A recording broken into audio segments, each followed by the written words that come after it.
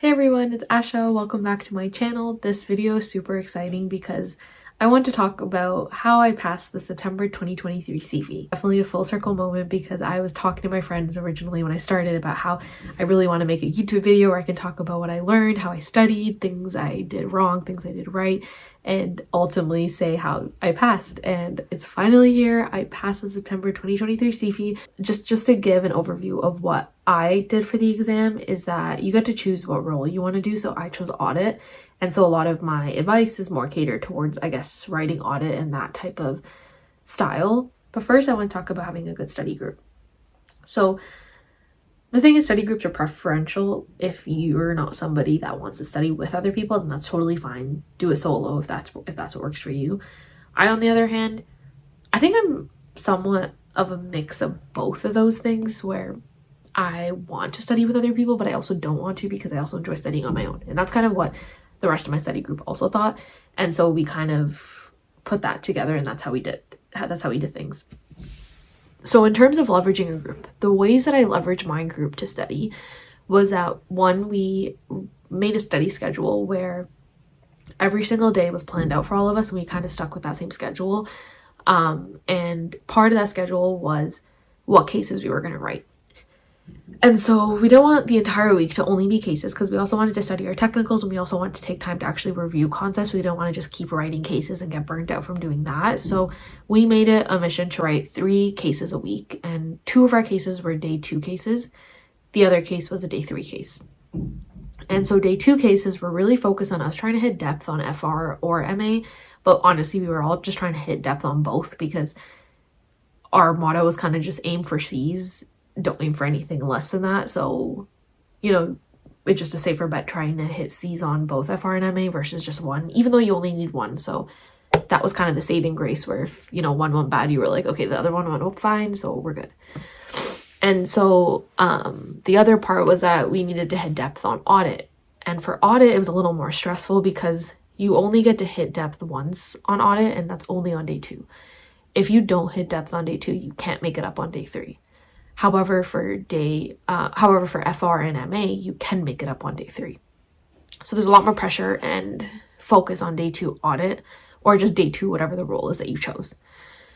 And so we all had the same schedule, which was super helpful because we go into a room, we'd all know what we were all writing. We had the same pressure set against us, and we also kind of got used to writing in a room, hearing other people talk, hearing other people eat their snacks, hearing people get up to go to the bathroom and things like that. So we kind of got accustomed to writing with other people versus writing in a room that's super silent, which I would definitely say do not try to do that. If anything, if you don't want to work with a group, go write at the library, go write it at a Starbucks, go write it somewhere where you're going to kind of be a little distracted, but not so much to the point that it's not even how the CFE is going to be. The CFE is quiet. It's just you kind of have to get used to like hearing people type, hearing people breathe, hearing people maybe even think to themselves or talk to themselves. I heard some people actually did that, which just sucks that happens. And honestly, you should probably just put your hand up and be like, this person is kind of making it hard for me to read because they're talking aloud or whatever it may be. But that's kind of how we leveraged using our groups.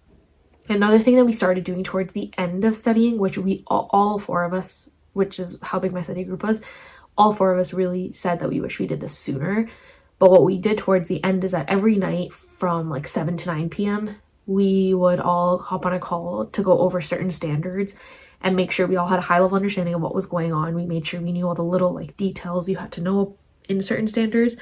And honestly, it was so helpful because I still remember going through, for example, the impairment standard for IFRS and for ASPE, and I noticed that some things that my friends caught I didn't even know until they told me, and I was like, oh my gosh, I read this standard like 3 times. How did I not even catch that? How did I not notice that? And so that's when it really became clear how helpful it was to study with that study group. But that was really the only time we studied together. Everything else, we kind of studied on our own. And another thing we also did was that we rotated marking each other's cases. And this is something that I also kind of wish I did less of, or I just didn't do, mainly because I am somebody that spends a lot of time marking cases because I think debriefing is literally the most important part of writing the case. Because writing it is so important, but you have to debrief it and make sure what you said was right. You have to look at CPA's expectations, see if you were so off or if you were almost there, but you missed one thing. now I go remember not to do that one thing anymore. I don't remember to include that one thing. And so that part of it, like, I just took a long time. So having to mark my peers or my study group members' case and then doing mine was just a lot of extra time that I felt like wasn't super valuable. I felt like it would have just been valuable for me to read my own, mark my own, and really take extra long doing that versus marking somebody else's and then coming back to mine. But I also don't think that eliminating it altogether would have been helpful either. I think maybe marking one of their cases, then doing mine for the other two would have been helpful. And another thing we did is we made sure like all of us had access to each other's cases as well when we marked them. So it was kind of nice to open up somebody else's case to see what they were doing, to see if, because we all kind of wrote our cases differently, but I noticed some things I would take from different people to be like, oh, I liked how you did this, so I'm going to start implementing that. Or I liked the way that you format your case, so I'm going to start formatting mine like that. And things like that, you know, it's kind of helpful to see what other people are doing and what's more efficient and what's not more efficient. And so that's kind of how I leveraged my study group. And so it was kind of a mix of, you know, we worked together to like mark cases, but then we would debrief them on our own. And then we worked together to kind of talk at the end of the night to go over standards we wanted to, but we still reviewed them each on our own before we went in to do that. So there was definitely a mix of individual and group studying in that sense. The next part is kind of just how I studied specifically. So for FR and MA, since I needed depth in those and audit, those were like honestly my main focus for almost all my studying days. I used majority of those. That last month and a half that I had off from school to writing the CFE, it was honestly focused on that. And so studying for depth, that was honestly where the big bulk of studying went to for me, and where a lot of the focus was put on, because I thought that that's where I struggled the most and that was where the biggest risk was. And that's honestly what a lot of people you'll hear most likely say, is it's a lot harder to hit depth than it is to hit breadth on certain things. So essentially you need depth on either FR or MA.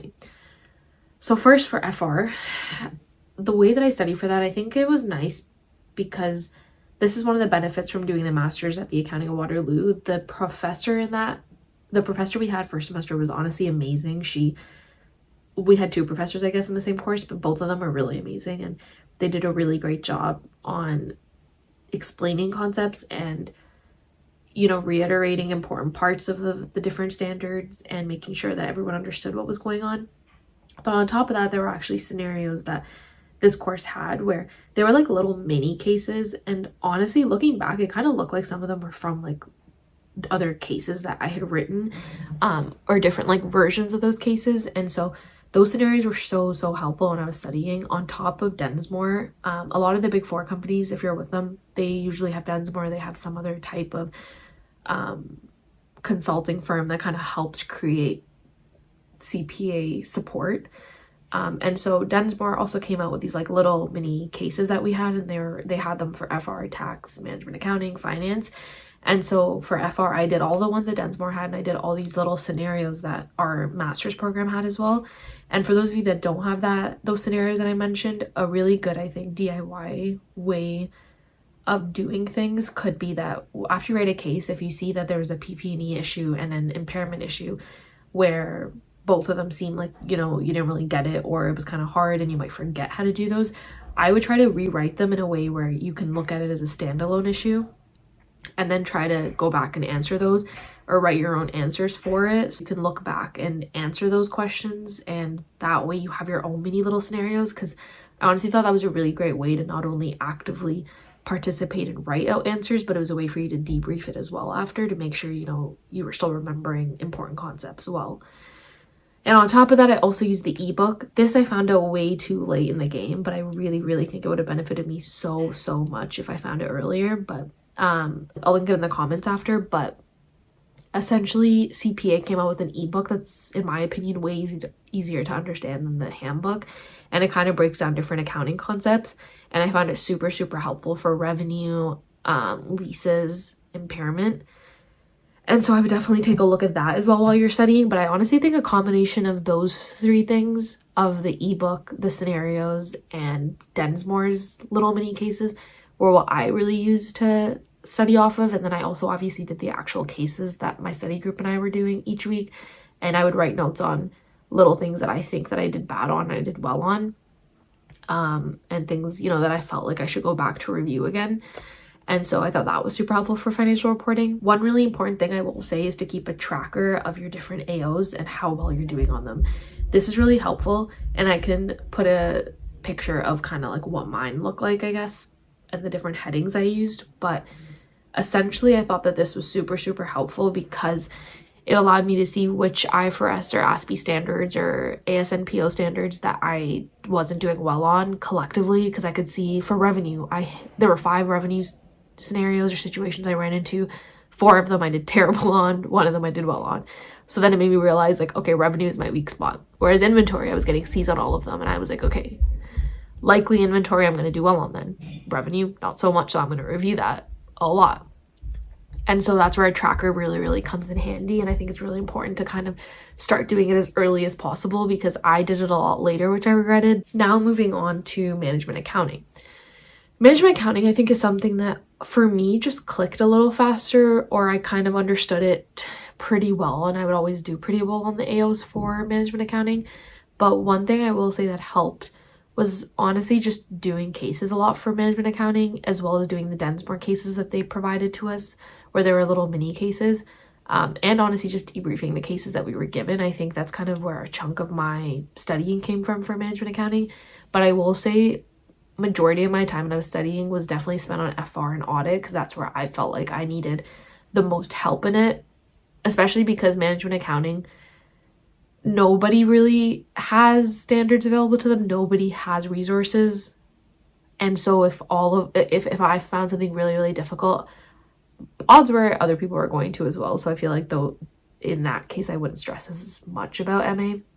Whereas FR, everyone has the standards, and everyone has a lot of resources for FR available to them. So I made sure that I was really strong or really understood what was going on in FR for that case. But yeah, and then moving on to audit specifically. Audit was definitely I would say it was a little easier for me to study, only because I actually did audit at work. But with that being said, if you're not somebody who's done audit in work or in co-ops, don't feel overwhelmed or don't feel intimidated by that, because I actually had a lot of friends that didn't actually work in audit, but they still took it, because arguably it's one of the main it's one of the main roles where you're able to kind of memorize how the structure should look and what kind of things they want.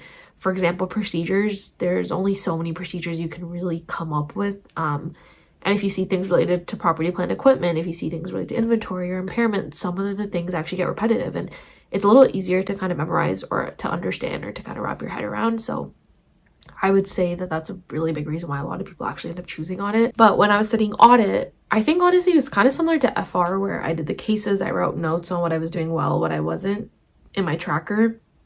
And then I was also keeping track of different important standard references that each case would reference. So when it came to audit, this was also similar to FR in the way that I studied, because I would keep track of the different case AOs that I had, and I would write in my tracker what I did poorly. I would also keep track of different standard references that were made within the case in a standard note that I had, where, you know, it was different important standards that I could read through for audit for different sections that I could see were being brought up a lot, because then it was more likely that it was going to be brought up on the CFE exam itself. And it kind of also made me get used to where things were in the actual handbook as well. But on top of that, I also made sure to kind of keep reading through the standard, honestly, because for audit, it was really, really important for me to know where things were. And audit actually has a lot of these application guides at the bottom where they literally gave you examples of procedures you could do, or they gave you examples of what in audit you're supposed to do that you can literally copy paste into the case and kind of further support that versus you having to go off the top of your head. And I just found that to be super helpful for me to study before the exam. And on top of that, Densmore once again had cases for me to review, so I also made sure to review that. And the ebook, as well as talking to my friends at the end of the night about the standards, was super helpful as well, because we would all make sure we were all on the same page about things we understood, what key paragraphs all of us were memorizing to know where to go when we had to go to it on the case potentially, and why we were memorizing those certain ones. And so for audit, I found that super, super helpful. And just make sure to read the ebook, because that was so helpful, but I read it way too late, so I didn't get to read all the chapters that I would have wanted to ideally. It worked out in the end, so it's okay if you are also in the same boat as me. but just try to take advantage of those ebooks because they're so helpful. And I feel like CPA emphasizes the things that they think are important as well, which kind of gives you an indication of what they're going to test on the CFE as well. But overall, that was kind of a gist of the day 2 studying that I kind of did. And then when day 3 came around, I felt like for day 3, master's heavily focuses on day 3 because majority of the cases we did were about day 3. And so I think with that comes the fact that a lot of me and my study group, we were already very strong in day 3 and we were familiar with it. So we kind of just did one day 3 case a week. And then on top of that, we did the Densmore cases that we all had access to. And then we also made sure to just keep reading our notes that we took throughout masters for tax and for finance or for management accounting that we had, and strategy and governance and audit, and just generally know what we needed to hit a C. Because honestly, on day 3, all of us were just trying to hit C's. Even though you technically only need RCs on day 3, we still wanted to hit C's just to be careful. And it's just better to aim for higher and fall a bit lower than aim low and fall even lower than that. So that was kind of our motto that we stuck with, and kind of what they reiterated to us during our masters as well. So anyways, that was kind of the approach that we took, and it worked out for all of us as we all successfully passed, which was exciting. But yeah, I think tax, especially just memorization, and I think tax I didn't really study that much of until the week before because I felt like it was just memorization. And at that point, we kind of knew enough, I felt like, that a lot of it was just memorizing little personal tax or corporate tax related issues or things we needed to know. And it worked out well enough because we technically only need an RC. So as long as you kind of know what you're talking about and you know the specific rules, you'll be okay overall. Yeah, and then I think day 1, honestly, I didn't really study too much for day 1. Densmore, though, does provide you with 2 day 1 cases, and then CPA gives you another 2, so that's already 4 day 1 cases to practice off of, all relating to your capstone 2 case that you worked on with your group. I can make another video on capstone 2 if you guys are interested as well on how we successfully were able to pass that and do well on it. But anyways, basically for the 2 weeks before CFE is when a chunk of our day 1 case studying was done, because we did 2 cases on like 2 weeks before and then the other 2 cases the week before, so that it was all fresh in our mind, and the case that we had written was also fresh in our mind. And I found that super helpful. And I honestly didn't really do any of the other day 1 cases related to previous capstone cases, and that's just because for my year I had JR Pets. That was my case, and that case itself is 60 pages that I had to read. And then I felt like I did not have time to read an entire case and do the day 1 cases for that year as well. So I just stuck with my case and used all the practice ones I had available to me. And that worked out in my favor.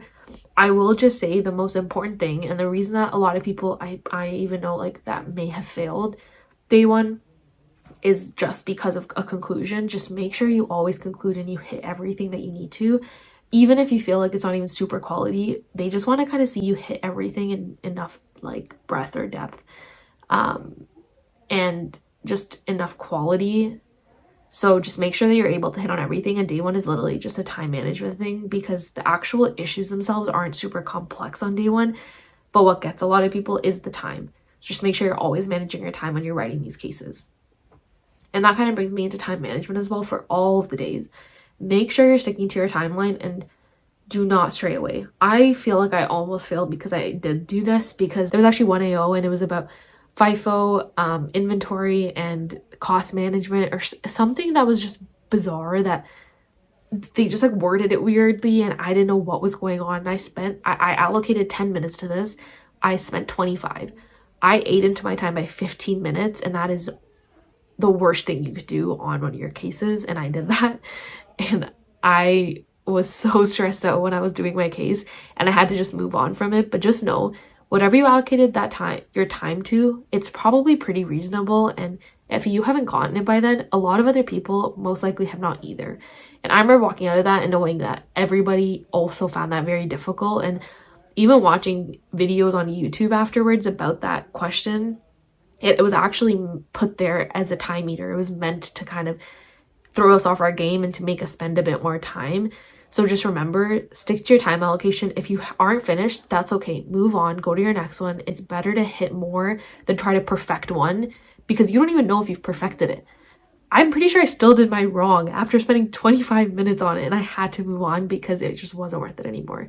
So I can't stress enough how important having a timeline is, and a time frame for how to allocate time to each AO that you choose or you pick out of your case.